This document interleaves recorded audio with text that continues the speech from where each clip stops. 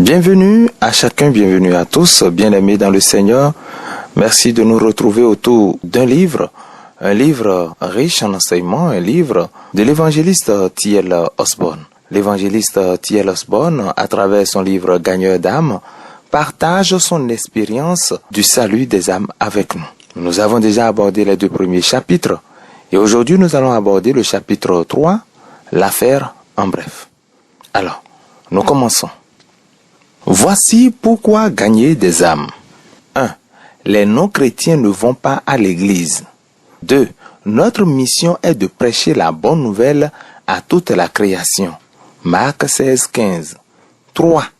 Puisque les incroyants ne vont pas à l'église, les chrétiens doivent aller là où ils sont, en dehors du sanctuaire. Voilà la raison d'être du christianisme. Dans l'église du 1er siècle, les responsables et les fidèles étaient chaque jour dans le temple et dans les maisons, et ils ne cessaient d'enseigner et d'annoncer la bonne nouvelle de Jésus-Christ. Acte 5, 42.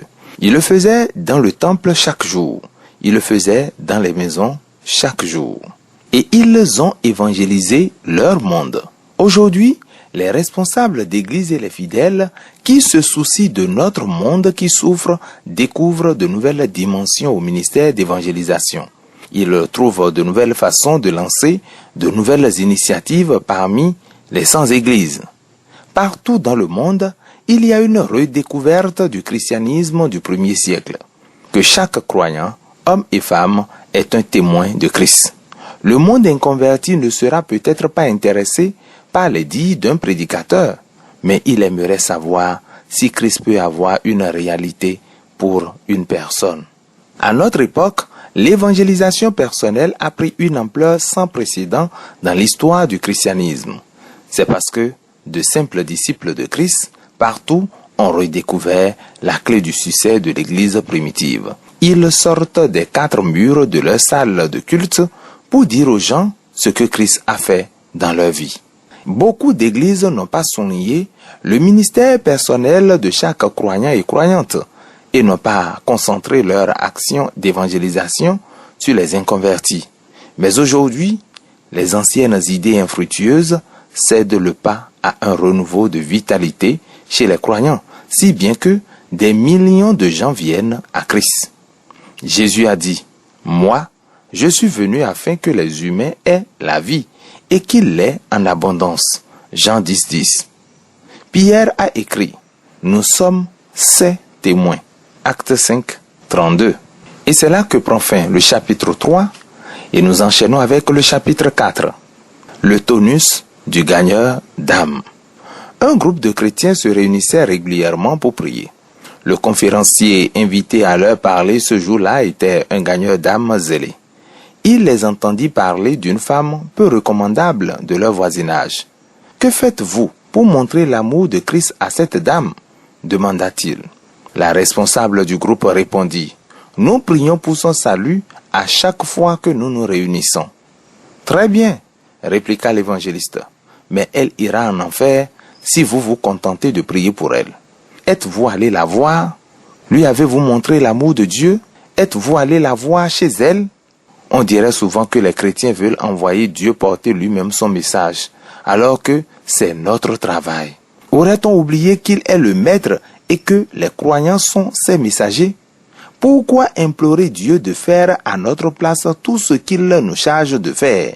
Visiter les pauvres et les démunis, réconforter les malades, bénir et pourvoir aux besoins des indigents, encourager les prisonniers, soutenir les faibles, témoigner aux incroyants. Mais que peut faire Jésus-Christ dans une ville ou une agglomération s'il n'y a pas de corps pour s'exprimer?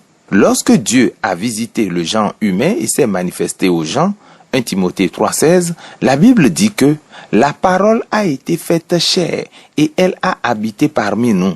Jean 1,14. Il est venu dans un corps humain. Jésus-Christ était Dieu dans la chair. 2 Corinthiens 5,19. Après sa crucifixion, Christ est revenu sous la forme du Saint-Esprit pour faire sa demeure dans les corps humains qui sont son temple. 1 Corinthiens 6, 19. Ce qui est formidable dans le christianisme, c'est que Chaque fois que quelqu'un reçoit Jésus-Christ comme son Seigneur et Sauveur, la parole vivante, c'est-à-dire Dieu, est faite chair et demeure parmi nous de nouveau. L'ABC des croyants. Maintenant, nous sommes l'Église. C'est nous, le corps de Christ.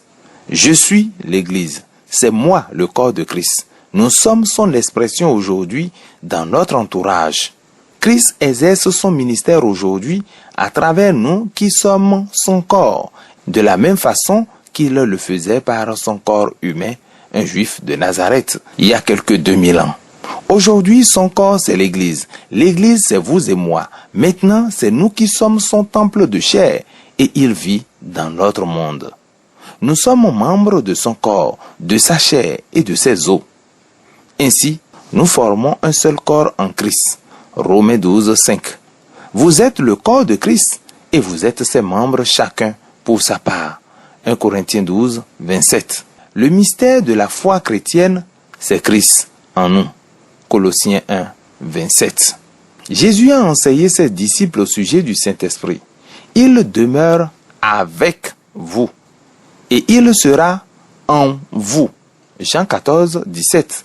Il a ajouté, je suis en mon Père, vous êtes en moi et je suis en vous. Jean 14, 20. Il a comparé cela à un arbre ou un cep de vigne qui ne fait qu'un avec ses branches et ses sarments. Je suis le cep, vous êtes les sarments. Demeurez en moi et moi en vous. Jean 15, 4 à 5. Il a dit, vous êtes mes amis. Jean 15, 14. Puis il a souligné, ce n'est pas vous qui m'avez choisi, mais moi, je vous ai choisi. Jean 15, 16. Il a dit que le Saint-Esprit prendra de ce qui est à moi et vous l'annoncera. Jean 16, 14, 15. Puis il a répété ces paroles. Jésus a dit, je suis venu afin que vous ayez la vie et que vous l'ayez en abondance. Jean 10, 10. Puis il en a expliqué l'essence. La vie éternelle, c'est qu'ils te connaissent, toi, le seul vrai Dieu, et celui que tu as envoyé, Jésus-Christ. Jean 17, 3. Il a prié pour ses disciples. Comme toi, Père, tu m'as envoyé dans le monde, je les ai aussi envoyés dans le monde. Je prie comme toi, Père, tu es en moi, et comme je suis en toi, qu'eux aussi soient un en nous. Jean 17, 18 et 21. Il a réitéré cette prière pour nous. Moi en eux et toi en moi, afin qu'ils soient parfaitement un. Jean 17, 23. Puis il a terminé sa prière pour nous par ces mots. Et que je sois en eux. Jean 17, 26. La grande vérité du christianisme authentique est le fait prééminent que Jésus-Christ nous a si complètement rachetés que nous nous tenons devant Dieu comme si aucun péché n'avait jamais été commis pour nous séparer de lui. Ésaïe 59, 2. Nous sommes rachetés pour que Dieu vive en nous. Nous avons été rachetés par le précieux sang de Christ, comme d'un agneau sans défaut et sans tache.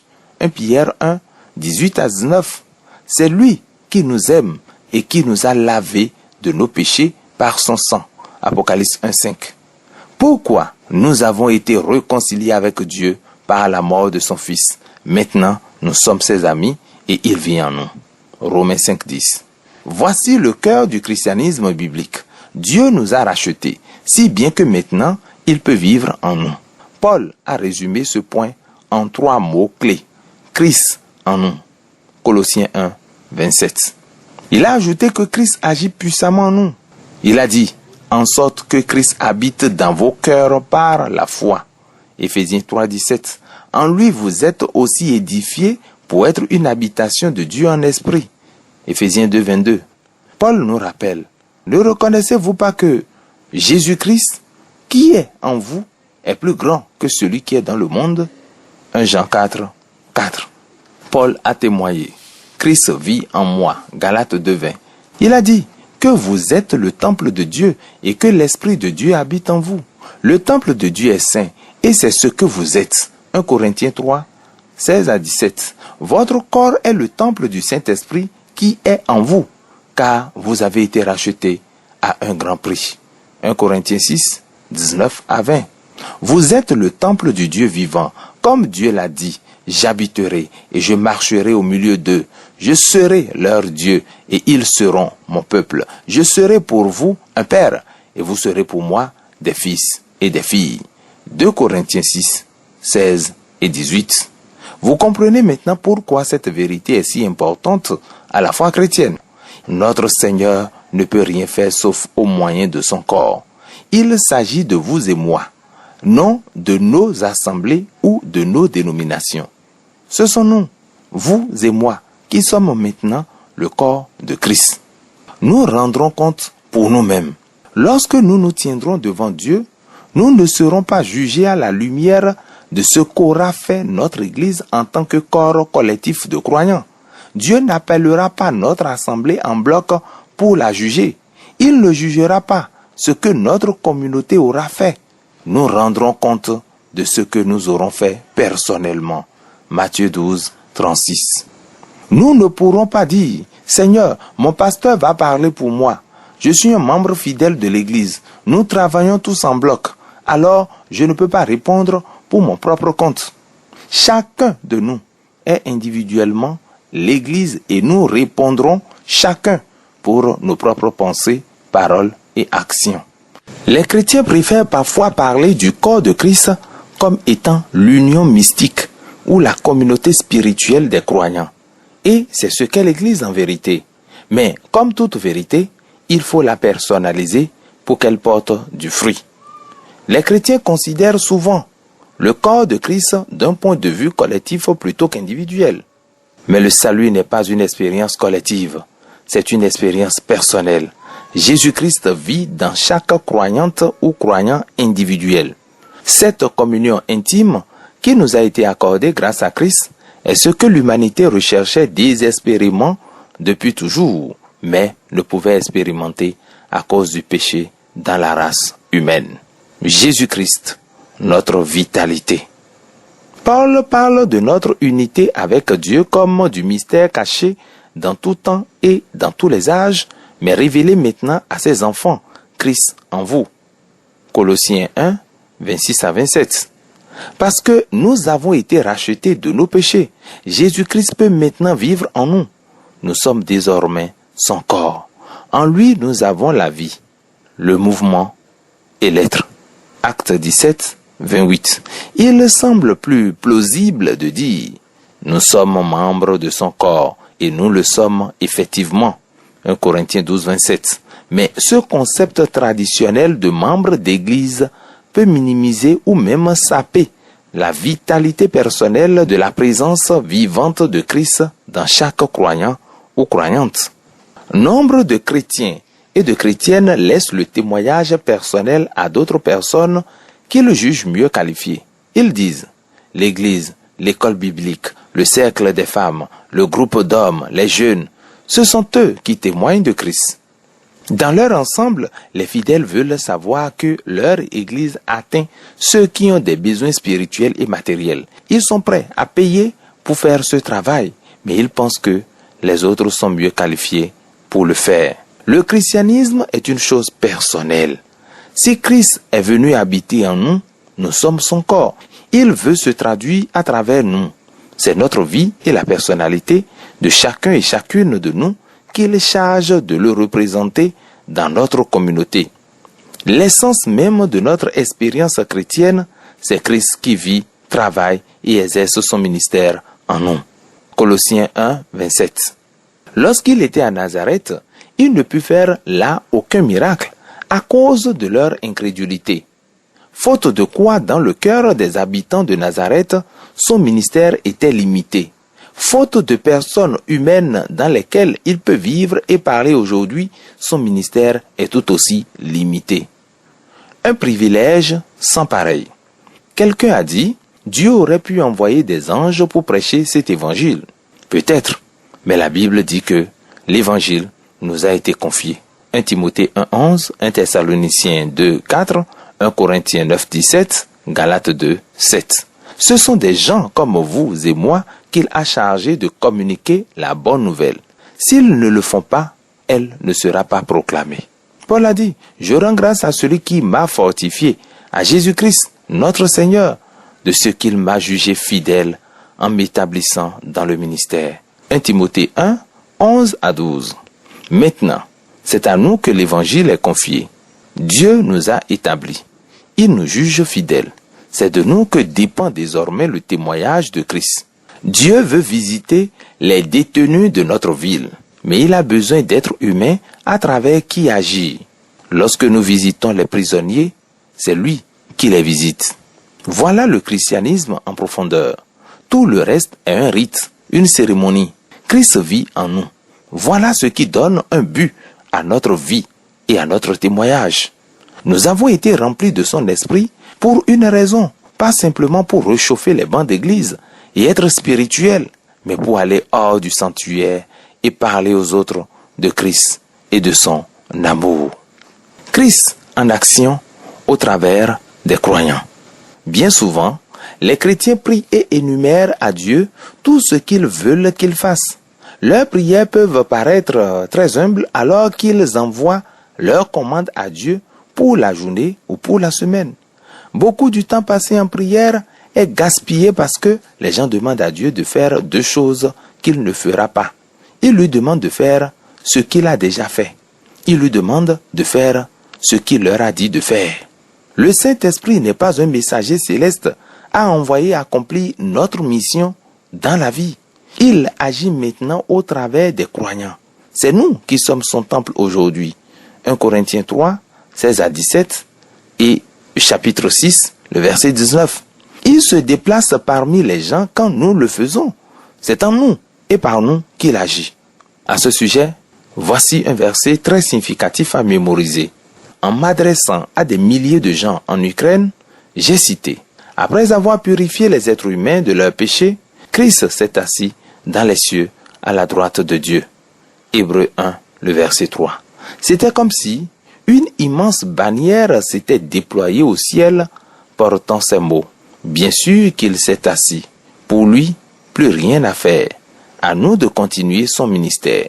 Christ a si parfaitement accompli notre rédemption que nous sommes pleinement habilités à continuer le ministère qu'il a commencé. Par sa mort expiatoire et sa résurrection, il nous a restitués à Dieu en tant qu'amis et co-ouvriers. La mission de porter l'évangile à toutes les nations nous a été confiée, ainsi que son Saint-Esprit qui nous dote de sa même puissance. La rédemption accomplie par Christ est si complète qu'elle nous fait paraître devant lui saints, sans défaut et irréprochables. Colossiens 1, 22. Puisque Christ a donné sa vie pour nous réconcilier avec Dieu, il a pu venir vivre en nous, car nos péchés ont cessé de mettre une séparation entre nous et notre Dieu, et ne nous cache plus sa face. Ésaïe 59, le verset 2. Dans les évangiles, Christ nous a donné son ministère en exemple. Il nous a montré la volonté du Père. Puis, dans la rédemption, il nous a transmis sa nature, son onction, sa justice, sa gloire, son autorité. En même temps, il nous a confié sa mission de porter son message au monde entier. Après nous avoir purifiés de nos péchés pour nous rendre dignes de partager sa vie et sa puissance vivifiante, il s'est assis. Mais ce n'est pas notre tour de nous asseoir. C'est à nous de nous tenir debout, de nous relever. Acte 26, 16. Son œuvre de réconciliation s'est achevée. C'est maintenant nous qu'il habilite à continuer son ministère. Nous sommes ses représentants, ses interprètes. C'est maintenant nous qui sommes ses délégués pour aller porter la bonne nouvelle, ses ambassadeurs pour agir à sa place et en son nom.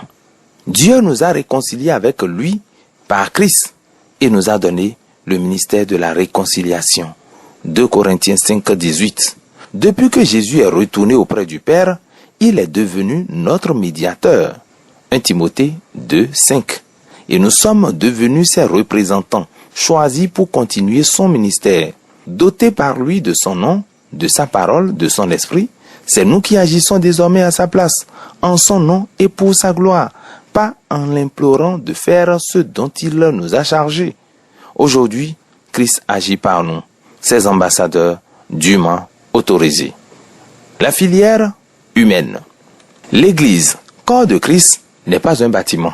Elle se compose de tous ceux qui croient en lui. Nous sommes sa voix aujourd'hui. Il enfile nos chaussures, Il touche les gens par nos mains. Il écoute de nos oreilles et étreint avec nos bras. Son amour s'exprime à travers nous. L'Église ne peut pas envoyer Christ ou son Esprit Saint en tant que messager spirituel pour bénir les pauvres, réconforter les malheureux, visiter les malades et persuader ceux qui sont perdus de croire à l'Évangile. La seule façon pour lui de visiter les malades et de témoigner aux inconvertis est au moyen de croyants et de croyantes comme vous et moi. Son contact se fait à travers nous. Le ministère de Christ dans n'importe quelle communauté est limité à ceux et celles qui lui permettent de vivre en eux. Il désire ardemment parler du salut aux gens et les convaincre de l'Évangile, mais il ne peut le faire qu'au moyen de croyants et de croyantes qui le laissent s'exprimer par leur bouche. Si les chrétiens sont trop occupés pour aller témoigner ou apporter son message, le Seigneur n'a pas d'autre canal pour exercer ce ministère et le monde inconverti risque d'être perdu. Ceux qui sont malades et en prison peuvent ne jamais être visités par le Saint-Esprit, à moins que des croyants aillent les secourir en tant que représentants de Christ. Les gens peuvent ne jamais voir Dieu, à moins de le voir dans un croyant ou une croyante. C'est pourquoi il est si essentiel que les croyants expriment leur témoignage de Christ en dehors des murs de l'Église. Car c'est là que se trouvent des gens en proie à la souffrance et au désespoir. Partager l'amour de Christ avec de telles personnes est le ministère le plus vital et le plus spirituel possible pour un croyant et une croyante. Réalité de la rédemption. Ceux qui enseignent la Bible font remarquer que le Saint-Esprit était avec les hommes et les femmes avant le jour de la Pentecôte. Mais ils insistent sur le fait que maintenant, il est dans les croyants. Jean 14, 17. Oui, c'est là qu'il est, dans ceux et celles qui l'ont reçu. Il survole tout le monde pour exécuter les ordres des croyants. Il ne plane pas au-dessus des êtres humains pour résoudre leurs problèmes et bénir les gens pendant que les chrétiens vivent leur petite vie tranquille en toute intimité. Maintenant, c'est au travers des croyants que Christ visite les nécessiteux et relève ceux qui sont tombés. Il encourage ceux qui sont découragés et donne de l'espoir aux dépressifs au travers des êtres humains dans lesquels il vit. Il guérit les cœurs brisés et pense les blessures de ceux qui souffrent par l'intermédiaire de personnes ordinaires comme vous et moi. C'est pourquoi, si essentielle que soit la prière, si les croyants et croyantes se bornent à prier pour les inconvertis, s'ils ne rendent jamais visite aux perdus et ne témoignent jamais aux incroyants, alors ces gens n'entendront peut-être jamais l'invitation de Christ à être sauvés. Nous sommes ses ambassadeurs. L'apôtre Paul dit que Dieu a fait de nous ses ambassadeurs et ses ambassadrices. Nous faisons donc les fonctions d'ambassadeurs pour Christ. 2 Corinthiens 5, 20. Nous sommes donc autorisés à agir à sa place et en son nom pour réaliser son plan ici-bas. Ce n'est pas à nous de planifier la journée de Dieu. C'est lui qui planifie la nôtre. Nous sommes au service de son ambassade. Il n'est pas au service de la nôtre. Dieu n'est pas notre messager. C'est nous qui sommes les siens. Ce n'est pas notre rôle de donner des ordres et de dresser une liste de commissions que le Saint-Esprit ferait pour nous. Il nous a donné ces ordres à exécuter en son nom. Si, à cause de nos intérêts personnels, nous sommes trop occupés pour nous soucier des gens qui ne viennent pas dans nos salles de culte, peut-être qu'ils n'entendront pas le message de Christ et ne recevront jamais son divin don d'amour. C'est par nous que le Saint-Esprit agit et exerce son ministère et qu'il communique et révèle Jésus à notre monde. Jean 15, 26, chapitre 16, 14 à 45. Si nous sommes trop occupés pour témoigner, il ne possède pas d'autre moyen d'action. C'est en nous qu'il vit. Désormais, nous sommes son temple. Ce n'est pas intentionnellement que les chrétiens confinent Christ dans leur maison, leurs églises ou en eux-mêmes. Mais à moins qu'ils ne lui permettent de parler aux gens et de partager sa bonne nouvelle, il est empêché de les bénir dans ce monde au désarroi. Il a dit, le Fils de l'homme est venu chercher et sauver ce qui était perdu. Luc 19, 10. Paul a dit, c'est une parole certaine et entièrement digne d'être reçue que Jésus-Christ est venu dans le monde pour sauver les pécheurs. 1 Timothée 1, 15. Christ aide les gens à travers nous. Avez-vous permis à Christ d'annoncer à quelqu'un le chemin du salut et de lui offrir sa vie à travers vos lèvres et vos bonnes relations avec autrui? Lui avez-vous permis, à travers vos yeux, de regarder le visage d'une personne qui souffre et de lui dire des paroles de réconfort? A-t-il pu utiliser votre main pour toucher quelqu'un qui est seul, apeuré ou au désespoir? Lui avez-vous permis d'éteindre avec vos bras une personne qui a besoin d'aide? A-t-il pu prêter main forte à quelqu'un qui trébuche en utilisant votre épaule pour lui servir d'appui? C'est cela le christianisme. Christ vit aujourd'hui en et par des hommes comme vous et moi. La vie de vos voisins inconvertis vous gêne-t-elle? Mais avez-vous négligé de leur faire part du style de vie exaltant de Jésus-Christ? Avez-vous toujours pensé que de telles choses relevaient de la responsabilité de l'Église? Vous avez raison, mais l'Église n'est ni responsable, ni notre dénomination. L'Église, c'est vous et c'est moi. Christ ne vit pas dans une cathédrale de pierre, ni dans un temple fait de briques et de mortier. Il vit dans notre vie, dans notre corps. Nous sommes son temple. Il exerce son ministère, se révèle, démontre sa compassion et offre sa miséricorde au travers de vous et moi, et d'autres comme nous.